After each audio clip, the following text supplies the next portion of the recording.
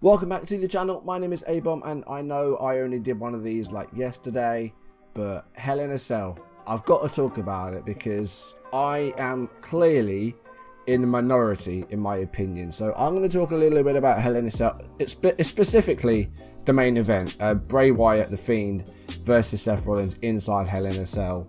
Yeah, I'll talk about that in a minute. I'll run down the rest of the card quickly before that. But yeah, Hell in a Cell. So as a whole, I thought Hell in a Cell was pretty good. Like, there wasn't a bad match on the card, I don't think. Some of the matches did feel a bit like Raw matches, but they were still passable, pretty good matches. Pre-show, Natalya, Lacey Evans, that's a Raw match, and Natalya managed to get a win back after losing to Lacey Evans on Raw, and then hit her with the women's right, and they've actually booked a last woman standing match for Raw for tonight, for Monday, so I don't know how that's going to go. They've each traded wins. I think Lacey's got 2 wins and Natalya's got 1, so this might be Natalya evening it out, and then maybe they have one other stipulation match maybe during draft week, I don't know. But the match that opened the pay-per-view was the best match of the night, and it was Becky Lynch versus Sasha Banks inside Hell in a Cell. Holy cow, these women beat the hell out of each other. No pun intended. This was just an incredible match. Table spots, like an amazing chair shot where the chair was like sort of propped up in the corner of the cell. Sasha was sat on the chair and then got like knocked off, and the meteor, the double knees through the table. Jesus Christ, these women just took it to each other. Like, there's been a couple of women's cell matches before this one. The Sasha Charlotte one was okay, but some of the bumps didn't quite work in that one. I don't remember what the cell match was last year, unfortunately. Was it Ronda and someone? I don't remember. But this was an incredible match. Best match of the night, opening the show. Then you had Roman Reigns and Daniel Bryan taking on the reformed Bludgeon Brothers, Luke Harper and Eric Rowan.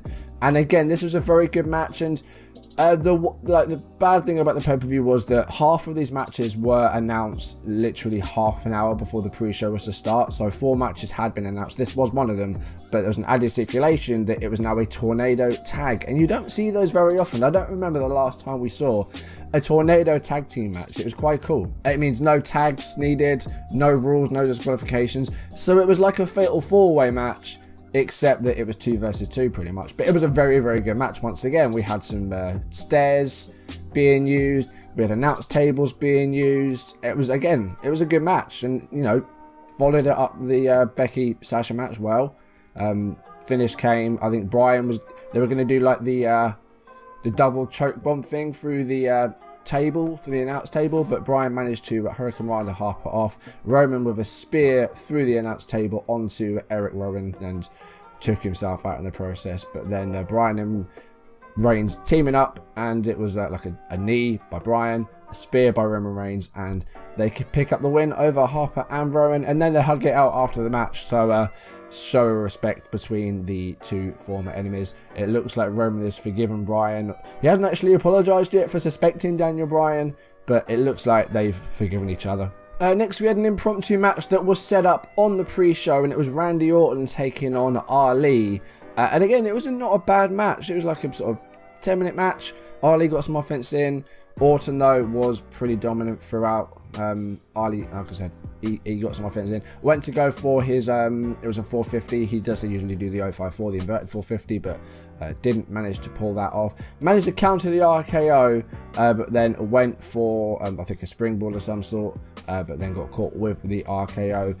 Ali said basically Orton was the guy that injured him like a while ago, so he couldn't make Elimination Chamber, which of course led to Kofi getting his push.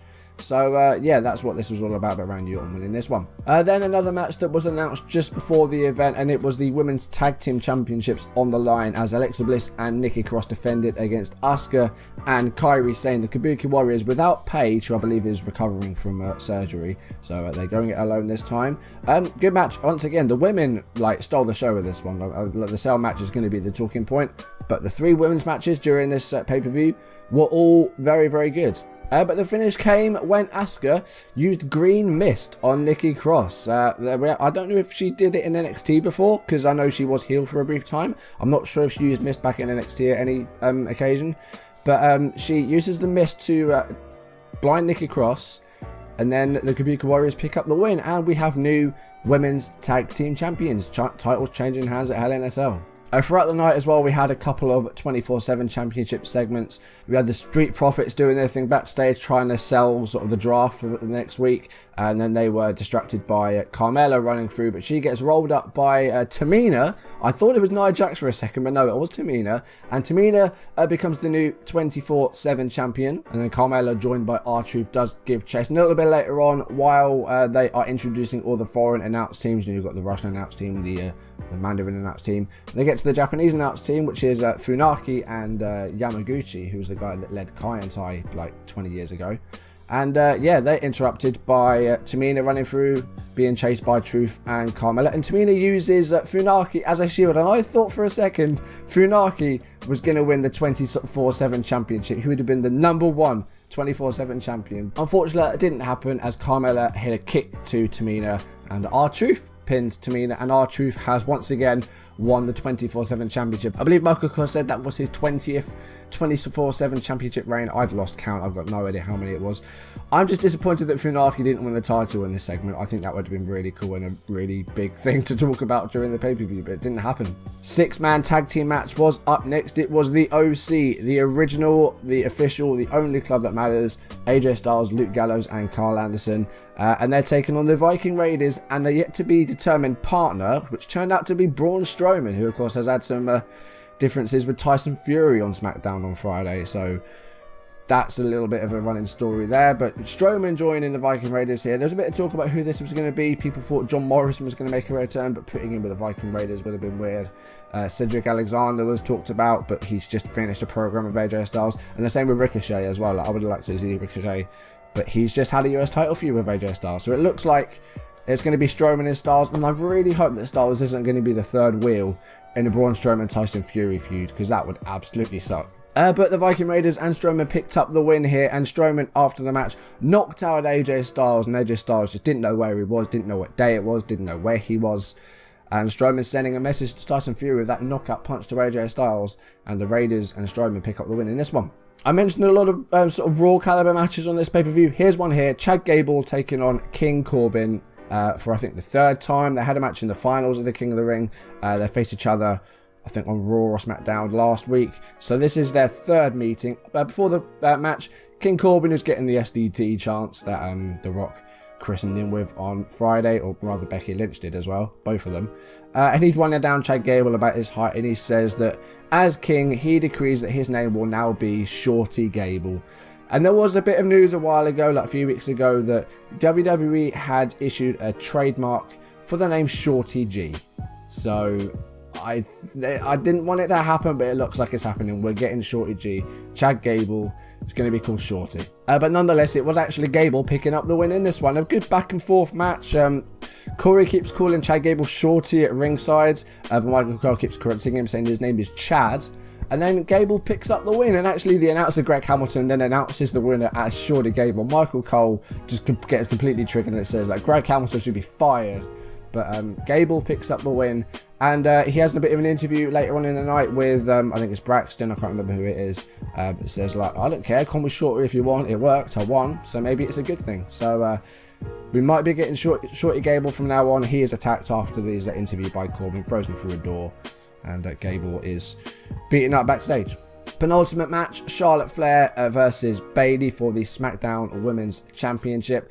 Bayley, of course, is kind of turned heel, but she's still got the wacky waving inflatable arm flailing tube men, still like doing all the Bayley stuff that she does, but it's just a bit of a mean streak, a few heel tactics. We saw the match at Clash of Champions where she used the exposed turnbuckle and then got the hell out of there, and she's trying the same stuff here again. She tried to use the ropes for leverage to get a pin, but the referee caught her out, and then Charlotte Flair with a big kick, Charlotte Flair with the figure 8 leg lock, and Bayley taps out, and Charlotte Flair is the new SmackDown Women's Champion, and she is now a 10-time Women's Champion. Like, they love putting titles on Charlotte Flair. They're not particularly long reigns at the moment, but they're clearly trying to get her to 16, like, and they want to do it in as short time as possible. So you can see what they're doing there. But Charlotte Flair beats Bayley. After the match, Bayley sort of breaks down at ringside. She's sitting down. She's saying, "Why is it always got to be me?" She's trying to cry. You can see, like, I didn't see any tears, but she's clearly upset. And the same thing happened with Sasha Banks at the start of the night as well. I forgot to mention, Sasha Banks did have a bit of a breakdown in the ring afterwards. And this seems to be calling back to WrestleMania, where it was reported that Banks and Bayley were sitting on the locker room floor crying after losing their Women's Tag Team Championships to the Iconics. So it looks like a bit of a callback to that, I think, that they're just sort of broken down and crying after losing the match for Sasha, and then Bayley losing her title. And then we got on to the main event. Now, I am clearly of the minority in my opinion here. I've got the unpopular opinion, and I thought that this match was absolutely fine. But everybody else, apart from maybe one or two people on Twitter, absolutely hated this match and said it was one of the worst main events ever, one of the worst pay-per-views ever. I don't know what fans wanted from this match. Like, I don't think this match should have been booked in the first place. I think WWE completely booked themselves into a corner with this one. I don't know what sort of outcome fans wanted, but I think they did what they could with what they had. I don't think the Fiend needs a Universal title. I don't think he cares about titles. I don't think he cares about wins and losses. He just wants to hurt people. And Kofi Kingston's just lost his WWE Championship. I really didn't think that Seth Rollins was going to lose his Universal Championship just 2 days later. So I could not have seen like a more positive outcome than this one. Bray Wyatt looks strong as hell. He kicked out a 1 after about 6 stomps. Seth Rollins went to a place that I don't think he really wanted to go. According to Wikipedia, the match ended in a no contest, which I think is absolutely correct. But the consensus seems to be that Seth Rollins was disqualified. That's where the confusion is, I think, is that people are saying it's a Hell in a Cell match. How the hell can you have a DQ in a Hell in a Cell match? And I totally get that. But if they're saying that it's a no contest, I don't know what the announcement was. Was the announcement you'll win it by DQ Bray Wyatt? I don't know. But no contest was absolutely right. The way I think they should have done it, I'm turning into Mr. Booker here. But after Seth Rollins hit him with the sledgehammer, with all that stuff on him, with the ladders and the shows him, after he blasted him with the sledgehammer, the referee, he shouldn't have just called for the bell. He should have held up the X. You know, that's usually a shoot thing that means that someone is legitimately injured. But he should have held up the X, bring out the stretchers, and then Rollins is checking on the Fiend, and they do the same thing they did. And Fiend goes for the mandible claw, the cell's brought up, and he does it again on the side, and the blood's spewing out of the mouth. That's how they should have done it. All they had to do was, instead of calling for the bell, just hold up the X. That's the only change it would have made to that match. Maybe the lighting as well. Like, watching it on my tablet, the lighting didn't really affect my viewing of it too much. I could still kind of see what was going on. I'm not sure what would have been like in person. I'm not sure if it would have been very visible. It reminded me of the Sin Cara matches from 2012. Do you remember where they had the blue and yellow lighting for Sin Cara matches to hide just how bad he was? It reminded me a bit of that. It didn't affect my viewing of it too much, but I'm not sure about people that were there in attendance, or people watching it on a bigger screen maybe. I'm not quite sure. But I didn't see too many problems with it. Like, I've seen people saying like Bray Wyatt used his big Firefly Funhouse mallet. Why didn't he get DQ'd for that? That's because he didn't use that mallet to try and cave in the skull of Seth Rollins. He just pinned him against the cell with it. Seth Rollins pretty much tried to crush Bray Wyatt's skull with a sledgehammer, and the referee said, "That's too far, you're going to kill him. I'm calling for the bell." There's no disqualifications in a Hell in a Cell, but if someone's going to bring out an AK-47 in a cell match, are you going to stop him because it's no disqualification? Actually amazed at how negative a reaction this match has got when it really wasn't that bad. What I will say though is that they need to stop doing a Hell in a Cell pay-per-view and make the Hell in a Cell an important stipulation again. Make it like a feud ender. They need to drop the Hell in a Cell pay-per-view, bring back something like Unforgiven or No Mercy. I think they need to drop it and just make Hell in a Cell a surprise stipulation that you only see like once a year. We do see it once a year, but make it at things like WrestleMania or at pay-per-views like Backlash or things like that. Make him a surprise and make him really important to the feud. Like some of the Cell matches like the mid-2000s were feud enders, like for example Triple H Batista. They had 2 matches, WrestleMania and Backlash, I think the other one was. And then they ended the feud inside Hell in a Cell. Batista Undertaker ended inside Hell in a Cell. Cena Orton didn't end inside Hell in a Cell, but still a hell of an important match. But that was the very first Hell in a Cell. That's what I'm getting at, is that the Hell in a Cell's not a surprise anymore, and it needs to be a surprise. So they need to drop the Hell in a Cell pay-per-view, drop the gimmick pay-per-views, like maybe even drop Elimination Chamber, and have that just at one point in the year, but then that sort of leads into WrestleMania. But yeah, I'm shocked at how negative a reaction this match has got, because I really didn't mind it that much. I mean, fans were chanting for money back. They were chanting to restart the match after the Fiend got back up. There was AEW chants. Like, I think fans are booing it for the sake of booing it. That's what I think. I don't know what fans wanted from that match, because the Fiend doesn't need a title. Like, we saw, like, they made the Fiend look strong as hell. He kicked out of about 6 curb stomps in a row at 1. He had, like, ladders and toolboxes and chairs piled on top of him, and he still kicked out at 1 after being blasted in the face by a chair. Like, how could you have made him look stronger? I don't think you should be putting the title on him. You can't have Seth lose it just after Kofi's lost his. And I don't think the Fiend needs the Universal title. I don't think he cares about winning matches. Like I said, he just wants to hurt people. I'm going to stop there because I'm getting almost annoyed. I don't know why I'm getting annoyed. I don't need to get annoyed. But yeah, I'm going to end the video there. What I will probably do is I will probably do one of these again after the draft. And then it might be a weekly thing looking at Raw and SmackDown. And maybe do NXT as well. I think this might be a more regular occurrence because I like talking about wrestling. I don't have a lot of friends to talk to it about because not a lot of people watch it. So I think it's be quite nice to do, but once a week. I know this is the 2nd day in a row, but I need to talk about Hell in a Cell. So yeah, I think you can expect more videos like this. I'm not going to set up a 3rd channel for them. I'm going to put them on this channel because there's not too many eyes on the 2nd channel.